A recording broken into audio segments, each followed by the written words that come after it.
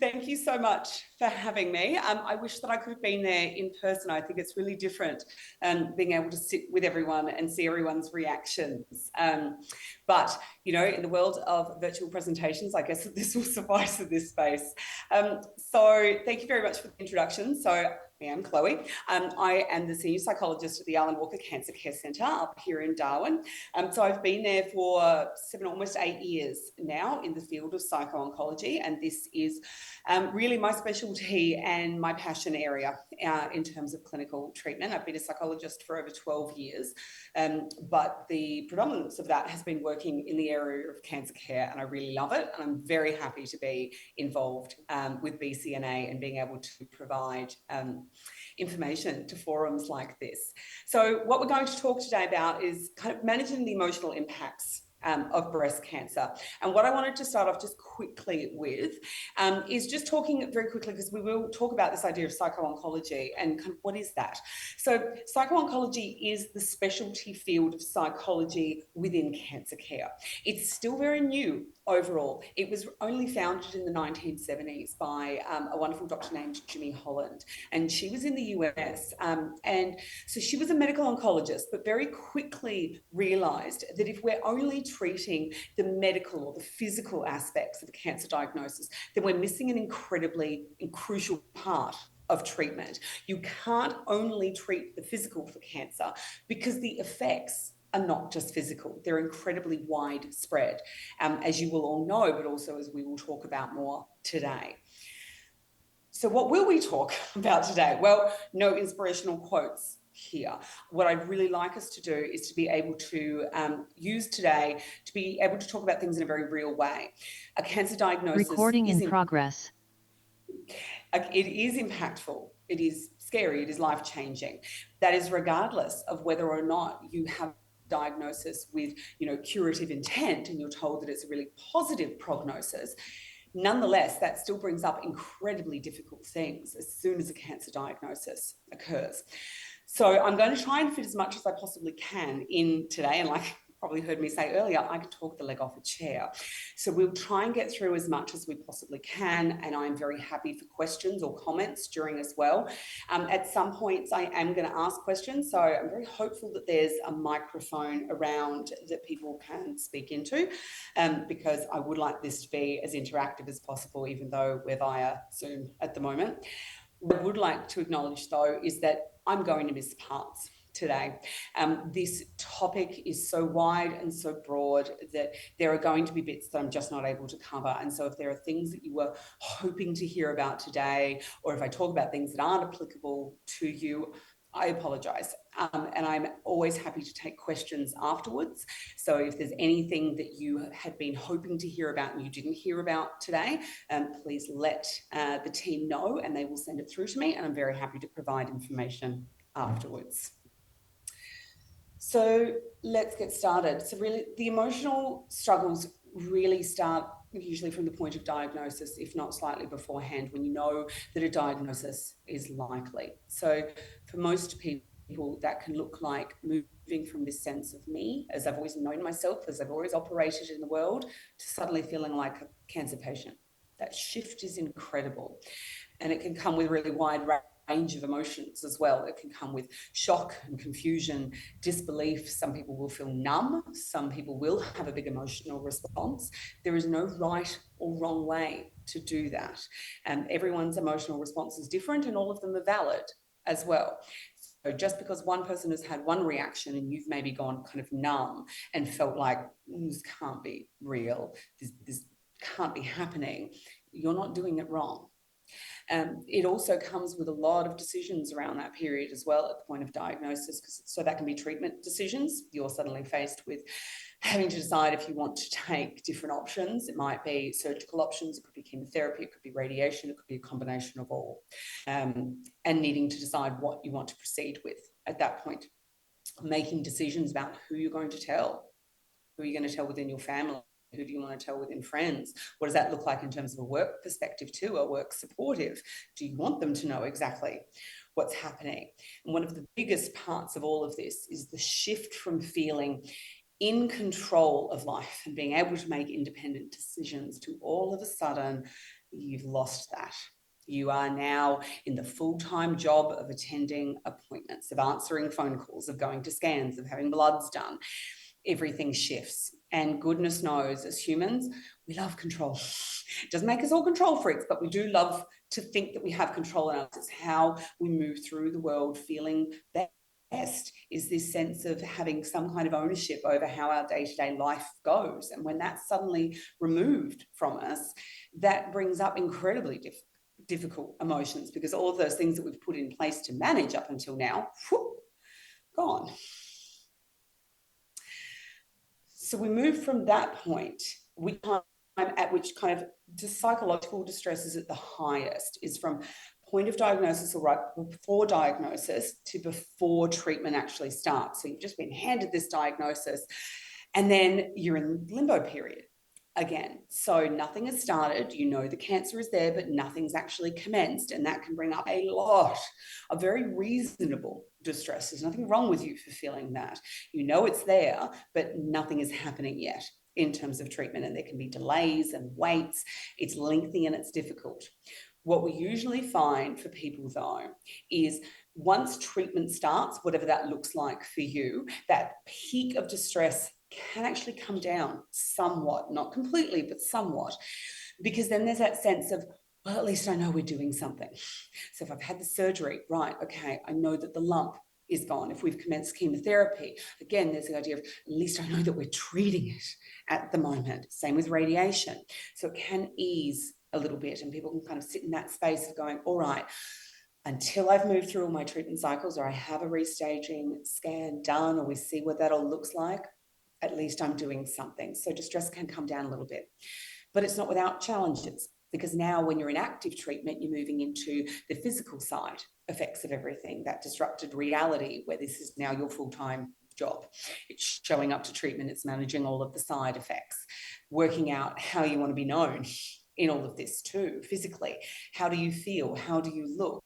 There's this great sense of feeling like you should look a certain way if you're undergoing treatment for cancer. So we all have in our mind's eye that typical idea of, you know, no hair and wearing a headscarf or a bandana, or going without. And so if you're undergoing a protocol where you are keeping all of your hair, that hair loss is not one of those, or you're under one where you are taking a lot of steroids and instead of losing weight, you've gained weight, and you are feeling awful in yourself because of all of that, and this idea that, well, you know, now I feel kind of worse about myself physically, and I'm not having the typical side effects that I thought that I would. So I don't even feel like I look like I'm sick or unwell at the moment. So that brings up everything. How much do we want to tell other people? How much of a brave face am I putting on with all of this? There's the physical trauma from treatment. When you're going through any form of treatment, whether that's surgical, radiation, chemotherapy, it's all medical touch for such a long time. Everyone who touches you is they're accessing a port, or they're positioning you for scans, or you are having surgery performed on you, or you're going to see the lymphedema specialist, or you're having chemotherapy administered. None of it is that positive touch that we all know that we need as humans to feel good day to day. So that brings up a lot of difficult emotions. And then we can have that kind of distress and emotional avoidance at times of going, well, can't deal with all of that now. All I have to do at the moment is get through treatment. So that light at the end of the tunnel, I've just got to get through and then things will be okay. But that's often not the case. So we get to the end of treatment and then we reach post-active treatment, or as I kind of like to call it, like active recovery, because that's not the end. Even if you have technically finished treatment and you're moving into hopefully survivorship, or you're moving into surveillance at that point, it's not the end. It's not the end the way that we kind of hope that it will be, and that we put all of the eggs in the basket of, once this is done, I can finally get back to real life. So now I've moved from, you know, cancer patient to what?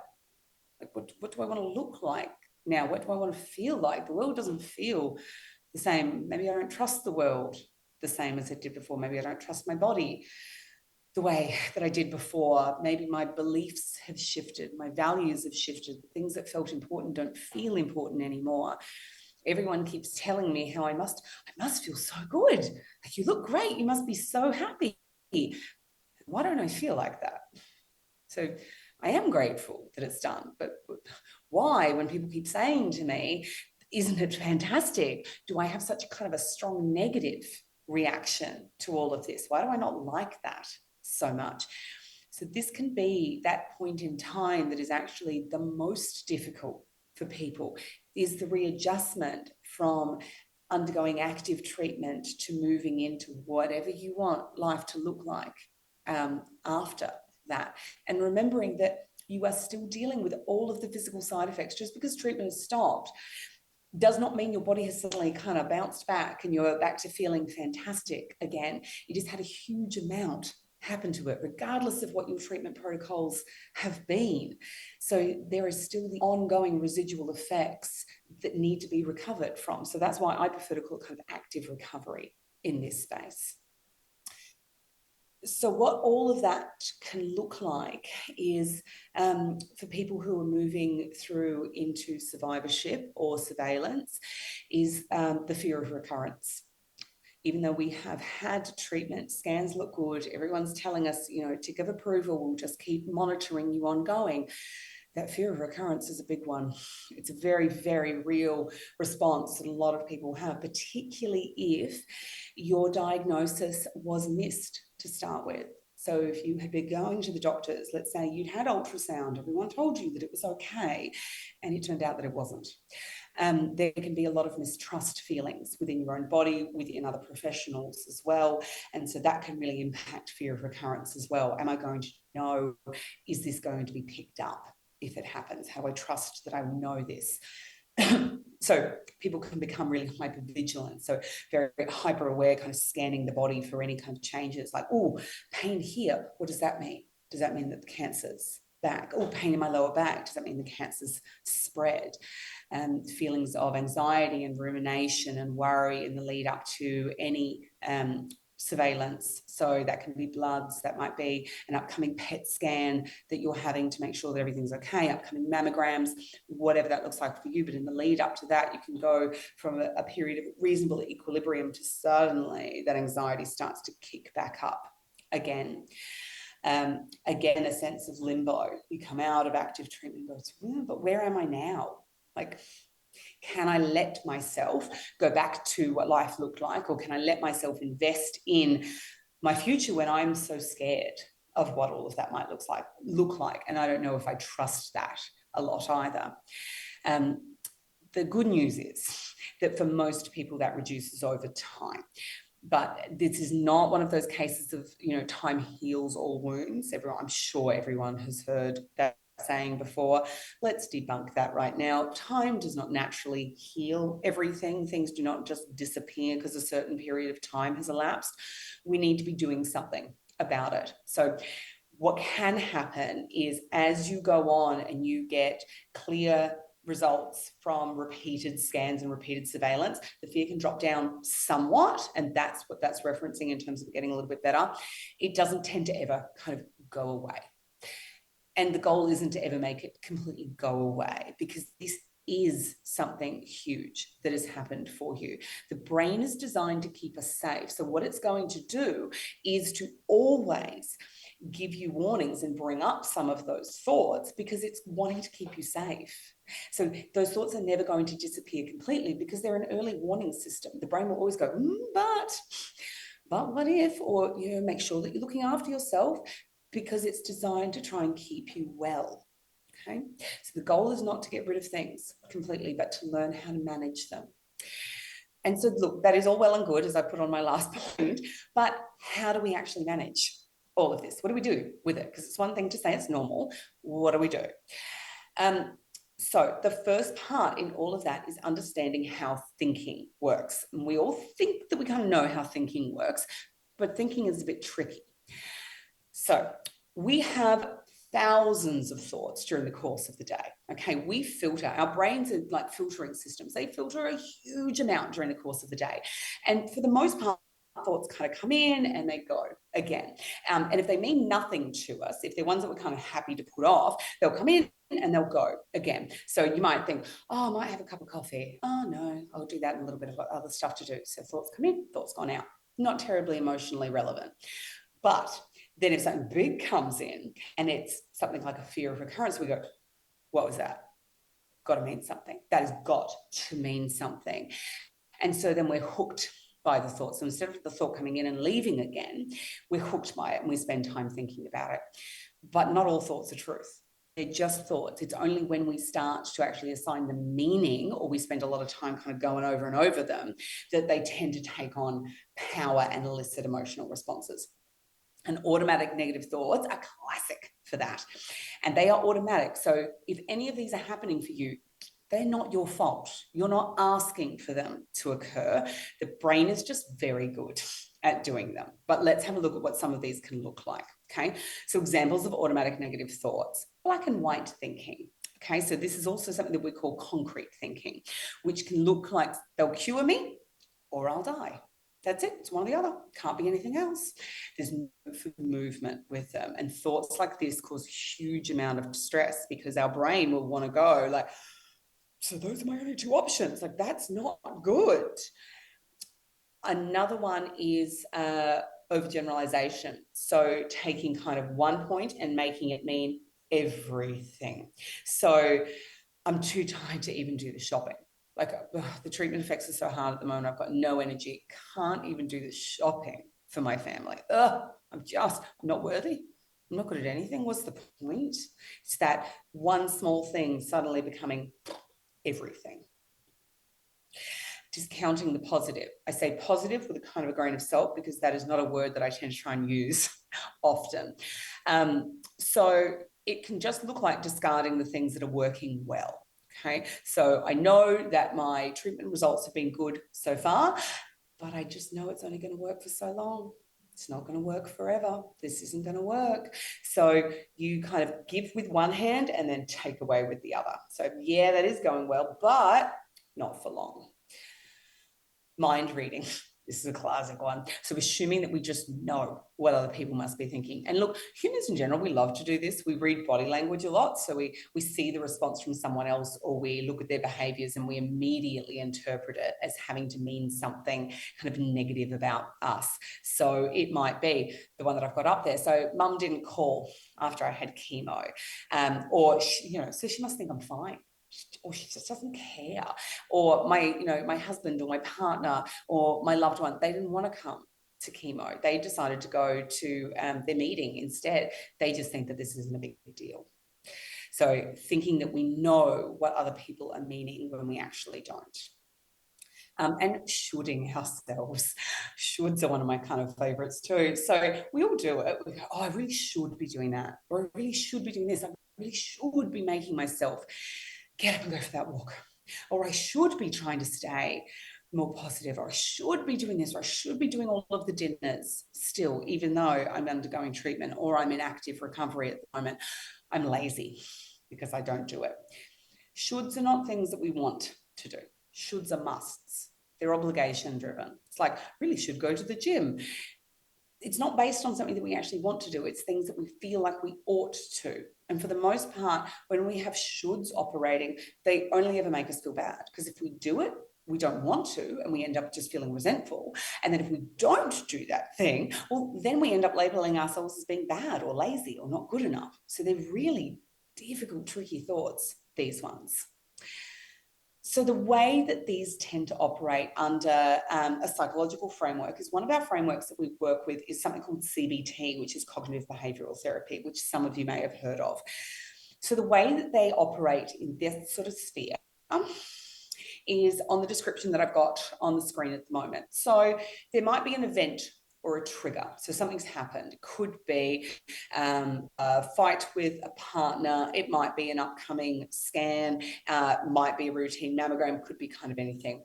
So the event or the trigger occurs, and that triggers one of those automatic negative thoughts. Okay. So pain in the ribs, let's say. The automatic thought that you end up having is the cancer spread. The cancer has spread. And it immediately then triggers a negative emotional reaction, a really difficult one. We go, oh gosh, like we're fearful, we're scared, we're overwhelmed. That then causes physical reactions. We've got tightness in our chest, we're trembling, we feel hot, we feel sweaty, we've got muscle tension. The behavior that it causes, irritability, we snap, we withdraw, we don't want anything to do with people, we avoid things that trigger us.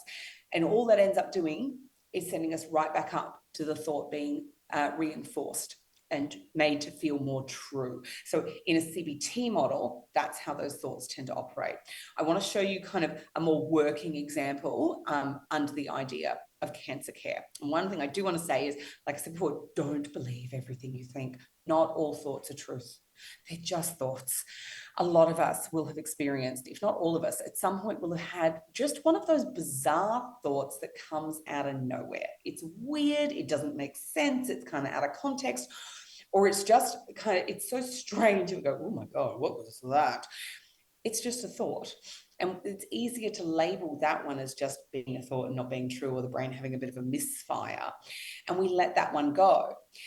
But anything relating to us, we tend to think thought's got to be true. And so then we treat it like it's true. So if we take the example of that kind of pain in your ribs while cleaning or doing anything, you know, doing a task and you go, oh, pain in my ribs, oh, pain in my shoulder, that automatic negative thought that comes is the cancer spread or the cancer's come back. Must be. So the feeling that then follows on from that is that increased heart rate, anxiety, racing thoughts, fear, helplessness.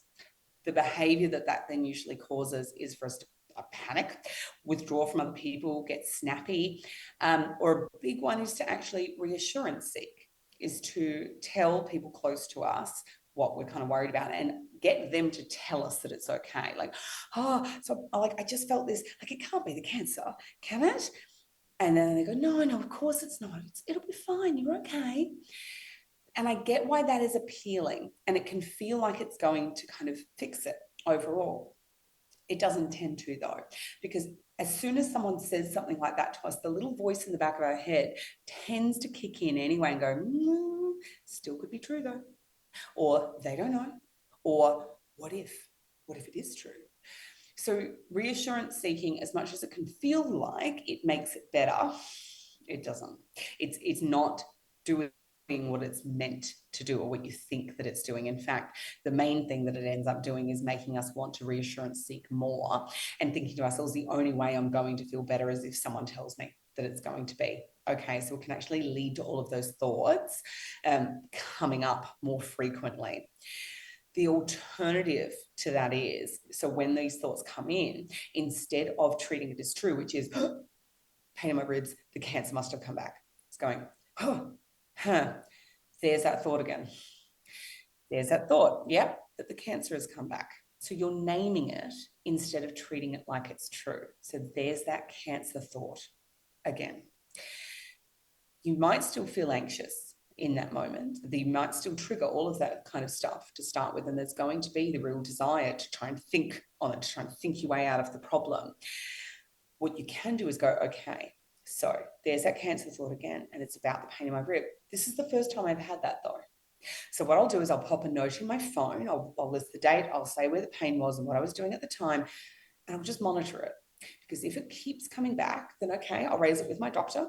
If in 2 weeks I've had this, a couple of times or consistently, then I'll take action about it. But if it doesn't come back, then maybe that was just one of those automatic thoughts and it's kind of fear-based.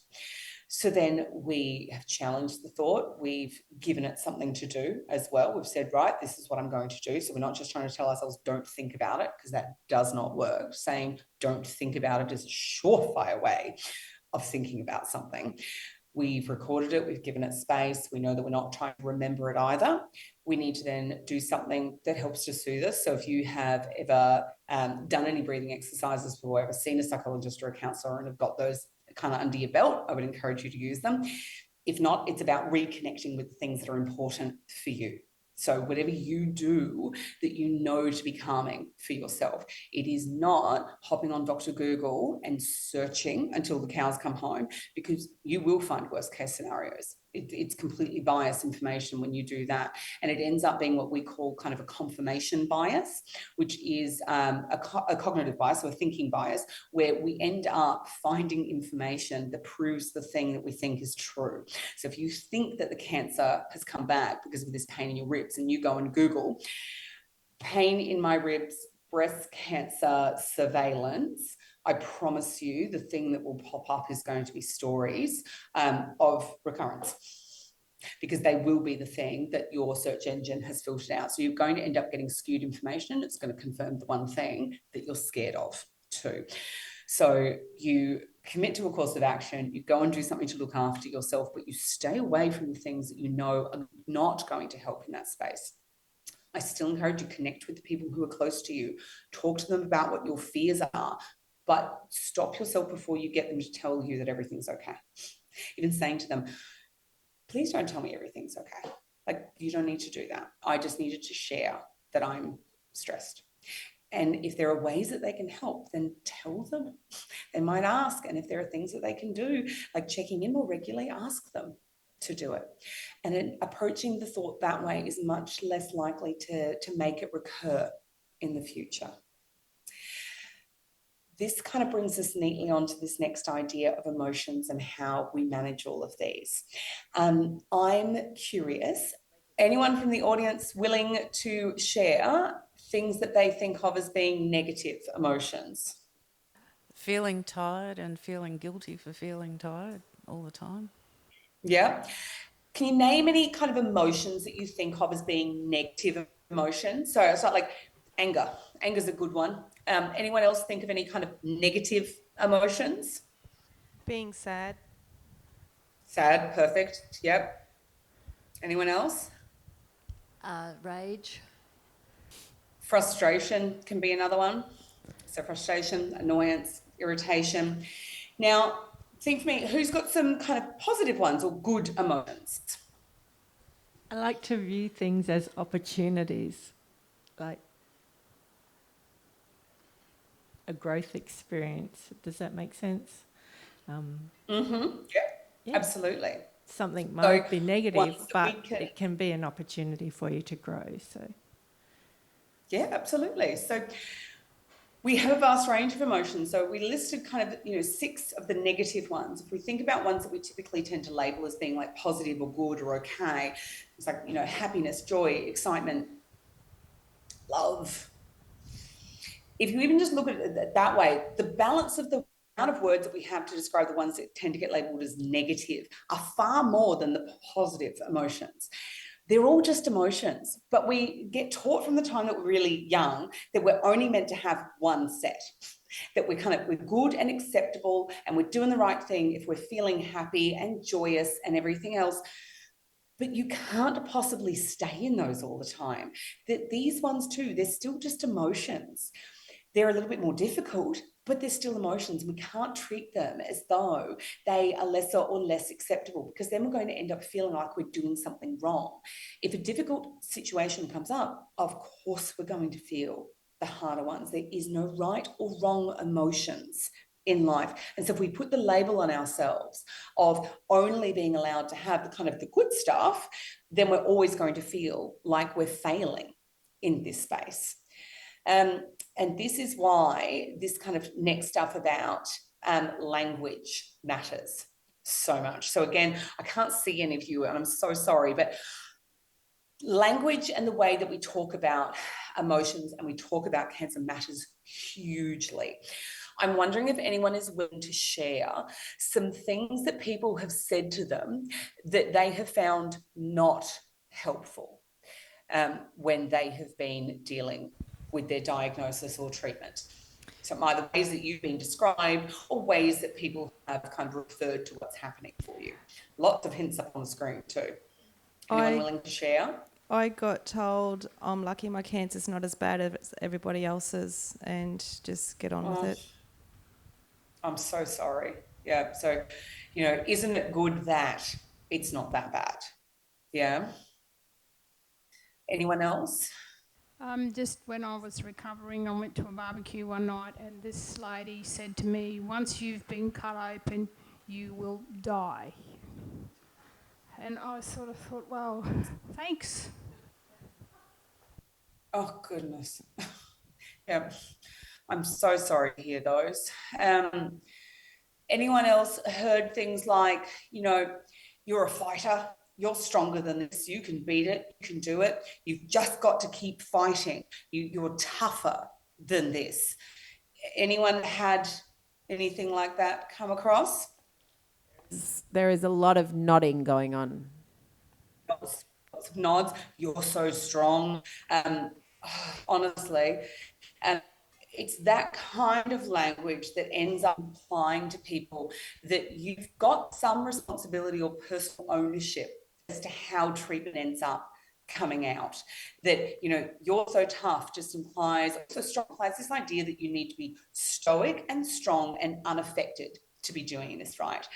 And it's just not true. This is not something that anyone engaged in. A fight or a battle is something that people have chosen to be a part of. You haven't been chosen to be a part of all of this. By showing up and doing treatment, you're doing the best you really can.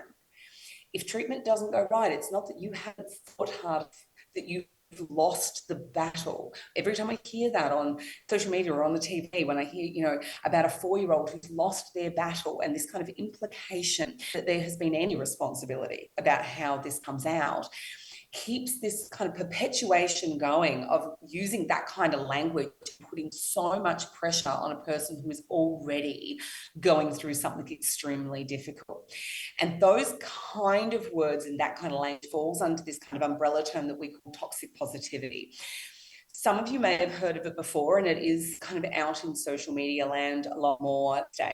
But toxic positivity is the idea of it's like a forced, false positivity in the face of something difficult. So it might seem kind of innocuous or not that impactful on the surface that, saying to someone, just think positively, doesn't seem like there is much harm behind it. But there really is. Because any situation that a person is dealing with that isn't good, isn't easy, it's just genuinely hard. If you are met with someone who's just trying to give you positivity or telling you to look on the bright side, all that it is going to do is make that person feel unheard, disempowered, unsupported, and like maybe they're doing something wrong. So it can look like a lot of different statements in this space. So toxic positivity might look or sound like things could be much worse. So one of those unfortunate ones we just heard of that, your cancer's not that bad. It could be worse. Never give up. You just have to stop being so negative. Things will work out, or look on the bright side, or you'll have to take a silver lining from this. Everything happens for a reason. Everything does not happen for a reason. Sometimes things happen and they are unfair and they are unjust, and there is no reason that they have happened. There is no thing that you are meant to suddenly kind of learn and take an epiphany from with all of this. You're not doing this wrong if you have your treatment and you get through it and you don't come out with any kind of, enlightenment moment. So having those times of someone meeting you with those statements can make you feel like you really don't want to reach out to them anymore, or that what you're going through isn't that significant, or they just don't understand. So alternatives to that is often just validation. Just people don't have to fix things. Have you ever noticed that when people talk to you, they tend to want to try and fix it at the end? So saying a statement like, oh, that is so hard. I'm so sorry that you're going through this. And just stopping it there doesn't feel like a natural thing for a lot of people. What they mostly want to do is, oh, this is so hard. I'm so sorry this is happening, but you're going to be all right. And they try and fix it at the end. For the most part, that's just people's own discomfort and uncertainty around what they're meant to do in this space coming out. It's not a reflection on you having to do this kind of stuff. And people will keep saying it until they know better. So we have to start to kind of push back gently against some of this and let people know if they're not giving us the right stuff. It's not always your responsibility to do that. It's not that you suddenly have to take on an advocacy role and tell everyone about toxic positivity and to stop doing it. Because goodness knows, if someone's going to hit you up in the line at Woolies and is suddenly asking you a million different questions about your health and giving you the toxic positivity, you might not feel like trying to push back at that point, and that's okay. But in the space of friends, families, loved ones, carers, supporters, if you have that kind of relationship where you can actually say to someone, hey, you know what actually kind of helps more in these times is sometimes just when you kind of say, hey, I'm really sorry that this is happening, or even just, I don't know what to say, or saying to someone, you know, I know that you can't fix this for me. You don't have to. Can take some of the pressure off them too. Even sending them images like this to friends and loved ones so they can actually see what this kind of stuff is and know that they don't need to be giving that to you either. Before I move on to the next one, has anyone had many experiences with these kind of statements, or what are your thoughts about kind of turning this idea of trying to stay positive on its head? When I first found out I had breast cancer in particular, I read a poem on Facebook that said, God grant me the serenity to accept the things I cannot change. And that's been my mantra the whole way through, just that one line. And it's been very positive. And then another thing I read also was that if you do have cancer or multiple sclerosis or anything like that, just don't say, I suffer from. You just say, I have it. Because apparently there's some psychological turnaround that if you keep saying you suffer from it all the time, you will really start to suffer. I don't know how it works, but I've taken note of it. Sure. I think at the end of the day, you do what works for you in that space. So language does matter.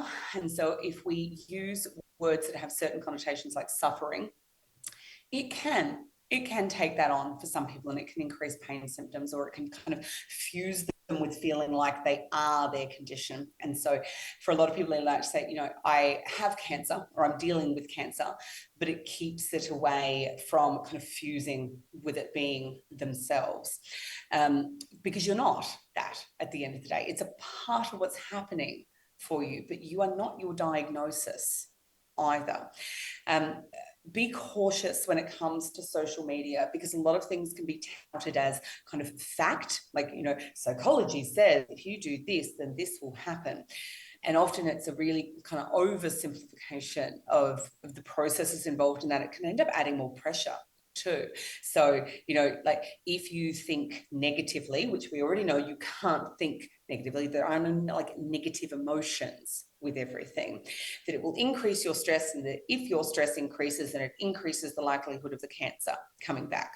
Oh, well, then all we've ended up doing is added an extra layer of pressure onto everyone, because everyone's going, oh gosh, I just thought negatively. If I think about that, then my stress is going to increase. I have to keep my stress down. And so now you're stressed about your stress and you're trying to bring that back down. And I promise you, if you're hyper-focused on trying to not be stressed, you will be stressed. And then you will stress about the stress. And then you will think that that is somehow then going to cause the cancer to be worse.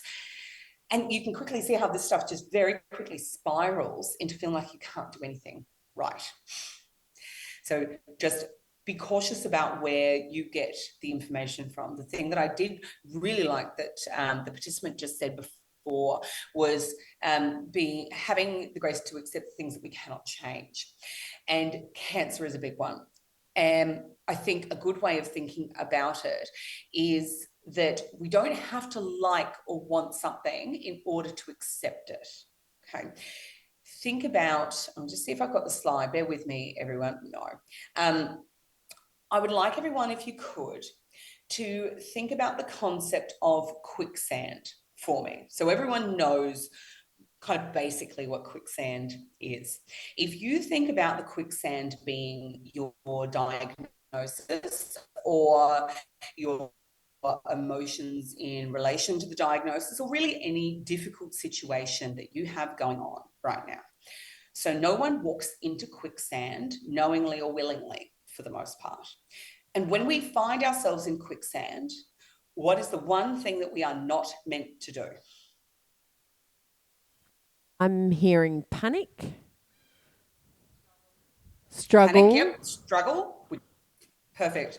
We don't struggle or panic. What happens if we do that? You sink faster. Yep, bang on. So, what is the one thing that you are meant to do if you find yourself in quicksand? Stay calm. Stay still. Stay still. Yeah. And it is the hardest thing to convince ourselves to do when we find ourselves in a situation that we don't like or an emotional state that we don't like. We want to get out of it. We will struggle. We will pull against it with all our might. And it makes it worse every time. All of a sudden, we're up to here. Getting someone to stay still in the quicksand, in this problematic situation or in the emotional struggle can feel so hard, because then we're asking them to accept that they're in it. Essentially, if you're in it, you're in it, for better or worse. It doesn't mean that we like the quicksand. I'm not asking you to make friends with it, but we are in it. So if we stop the struggle and we slow ourselves down, it doesn't fix it immediately, but it also means we're not sinking deeper. So if we're just up to our waist, then we can wait for help. We can survey our environment. We can look for ways out. We can do a number of different things and call for help. But things aren't getting worse. But it does mean that when we find ourselves in something difficult, we're not kind of trying to struggle and say, yeah, but I don't want it. Yeah, but again, what we know now is that life isn't fair and it's not just, and we find ourselves in these situations. And the best thing we can do is to first accept that we are there, because that is the best place that we can come from, to then try and work out what our options are to get ourselves unstuck. The other little thing that I want to try with you guys, does everyone have a piece of pink paper in front of them? We had talked about having that available for people, but I can't see you all. Yes, we do. We do. Lovely. Everyone, grab a hold of your piece of pink paper with two hands for me. So it looks, I don't have pink paper, but I've got paper. I want you to imagine this piece of paper is your diagnosis, is the emotions that you've got coming up, is anything difficult that you've got going on in life, okay, or that you're struggling with and that you don't want. And now what I want you to do is I want you to hold that with two hands, that problem, right up in front of your face, and keep it there. Let it be everything. Now I'm going to put mine down so I can keep talking to you. Keep it up there for a minute. Can you see how your entire worldview is obstructed? Everything is about this problem at the moment, but you can't see your environment clearly. You can't see who is around you. You can't ask for help because you're muffled behind the paper. Your hands are so busy holding this thing that you can't reach out to anyone around you either. You can't really do anything except be focused on this thing entirely. Now, I want you to take this piece of paper and put it on your lap for me. Don't throw it away, just pop it on your lap. Now, immediately we're freed up. That problem is still there. This is still the quicksand. It's still there. It hasn't gone away. We're not trying to deny that it's there. But you can see who is around you. You can connect with others. You are back to being you, and everyone can see what's happening with you at the moment too. You have your hands free to deal with other things. We can pick this thing up. We can put it back down if we need to. And we're going to have to, because it is a part of life. But we're not completely absorbed in it all the time. And that can be a really powerful reminder at times that we're kind of going through our days and suddenly finding we're in that paper mode where everything is consumed by it. It's our entire worldview. And remembering that that is not your whole world. You were a person before this with a full and rich life and lots of things going on. And you will be as well moving forward. But if we become all consumed in it, then we are allowing it to become our whole world too. So between kind of the quicksand analogy and that one, they can just be good reminders of things to focus on. Okay. How are we doing for time, just quickly? We have the AV man and I are working a treat now. We have about 6 minutes. 6 minutes. All right. There was more that I really wanted to kind of touch on in terms of, broader impacts and impacts on family and friends and children and everything else. Sometimes when I do these kind of talks, I think it is more important to stay focused on giving you some tangible tools that you can walk away with today, because I think that that's incredibly important. When it comes to friends and family and loved ones, whatever that looks like for you, just know that they will all have impacts on them. Okay, no one is spared from this, but everyone reacts to it differently as well. So their needs are unique, but we can't prevent them from having an emotional response either. One of the things I hear most classically is that people don't want to talk to their partner, loved ones, children, anyone else, because they are too scared of worrying them. They don't want them to be upset. I can tell you that they are already worried.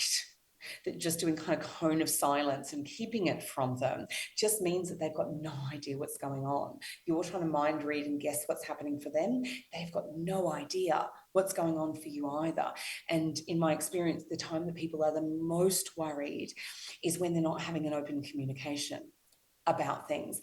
Everyone's concerns tend to be kind of similar in different ways. So, fear for treatment outcomes, fears around finances, around what's going to happen with the kids, around caregiving, all of those kind of things. But no one's talking about it. So just trying to keep it to yourself and keeping a brave face on it and keeping stoic falls into that trap of thinking that you have to look or do this a certain way. You don't have to look strong and do this a certain way for everyone. When you're feeling cut off and feeling like people aren't meeting needs, because this is the duality sometimes. So we go, I don't want to tell anyone what I'm going through because I don't want to worry them or I don't want to burden them. Everyone's got their own stuff going on.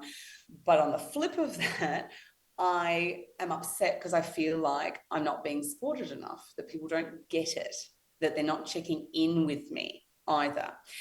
But if you ever let yourself imagine like you're watching a movie of how you're presenting and how you're going through the day, like you're just standing back and watching yourself. Now, if you watch yourself interact with your family or your friends and everything that they're seeing is, well, they're up, they're doing the shopping, they're doing all of the food, they keep saying, no, I don't need to rest, I'm off to do this. Or when I say to them, how are you doing? And they say, oh, no, I'm fine. If you watch that like you're watching a movie, I would be asking you, how would someone else know that you needed things? If everything that you're saying and everything that you're doing is showing them that I'm okay, I've got this, it's fine, then we're expecting them to mind read too. We're expecting them to pick up on things that we're actively not showing them. So just be really mindful at times, especially when you're feeling as though you're not being as well supported or that people aren't checking in or that you're needing maybe more in that space. Stepping back and going, okay, but how am I actually showing that to people at the moment? And what am I saying to everyone? Because if I'm deliberately trying to give them a picture of me being fine, but then I'm cross with them because they're believing it, then I might need to actually have a think about how I am asking for help in this space, if I'm allowing myself permission to actually be supported in everything that I'm going through. The thing that I'll finish on is not actually one of my slides. So, we've skipped a little bit and I'm happy for this to be sent out later, but just, you don't have to reach the points of really high distress to come to speak to someone about it.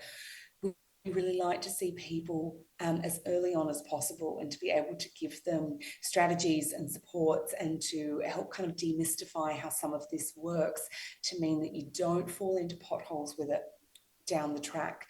You are worthy of getting support. Don't kind of, butt yourself and do what everyone else is doing, going, oh, but your diagnosis isn't that bad, so you're not deserving of it, or I shouldn't be feeling all of these things. It is still monumental, a diagnosis like this, regardless of treatment outcomes. It's huge.